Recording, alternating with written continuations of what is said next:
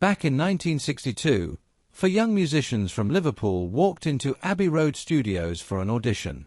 Their playing was rough, their equipment was basic, and they were far from polished.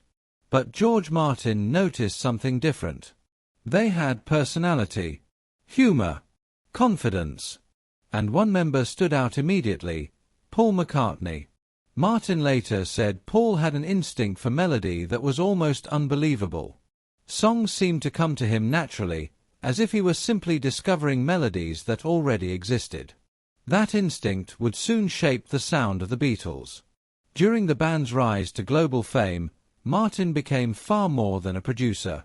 He helped transform their ideas into recordings that would change music forever. When Paul brought in the gentle melody for Yesterday, Martin suggested adding a string quartet, an idea that turned the song into one of the most famous ballads ever recorded. Later, when the band worked on Eleanor Rigby, Martin arranged the dramatic strings that gave the song its haunting, emotional power. Together, they pushed pop music into places no one had explored before. But according to Martin, working with Paul wasn't always easy. Paul had a powerful vision in the studio. He could hear arrangements in his head, and he wouldn't stop until the recording matched that vision. That meant endless takes, endless adjustments, and sometimes frustration for the rest of the band. Martin later admitted that Paul's perfectionism could exhaust everyone in the room. He wanted every note, every harmony, every detail to be exactly right.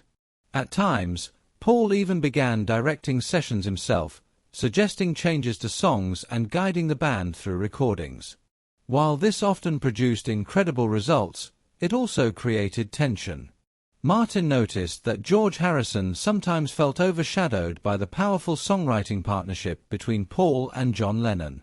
Harrison was writing strong songs of his own, but many of them struggled to find space on albums dominated by Lennon-McCartney compositions. Looking back years later, Martin admitted he wished he had encouraged Harrison more. Because by the late 1960s, the atmosphere inside the band had started to change. During the filming of the Let It Be sessions, tensions were impossible to hide. Cameras captured moments where Paul tried to guide the band while others seemed distant or frustrated. At one point, Harrison even walked out. And although the Beatles would still create one final masterpiece with Abbey Road, the unity that once defined them was fading. Eventually, the band went their separate ways. But despite the tension and the eventual breakup, George Martin never lost his admiration for Paul McCartney. In fact, he often said Paul was the most naturally gifted musician he had ever worked with. Yes, he could be demanding. Yes, he could be relentless. But that same ambition pushed the Beatles to experiment, innovate, and create music that still defines generations. As Martin once reflected, Paul's drive could sometimes be frustrating, but without it, the Beatles might never have changed music history. And in the end, even the disagreements couldn't overshadow what they created together. Because the songs they made inside Abbey Road didn't just shape a band. They shaped the sound of the modern world.